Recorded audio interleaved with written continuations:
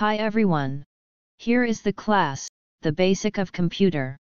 Let's start the lesson about how to start using the computer.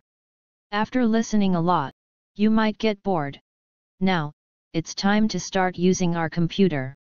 However, before we start it, there are 4 steps we have to do. Step 1, please check you have the laptop, mouse, and power supplier. If you don't know what they look like, you can find the pictures on the screen.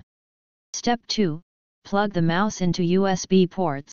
Step 3, connect the power supplier with the power input. Like this picture. Now, we come to step 4. First, please lift to open the laptop. Next, press the power button once. Like this picture. If you succeed, you will see this image. If you want to learn more, please check the next video.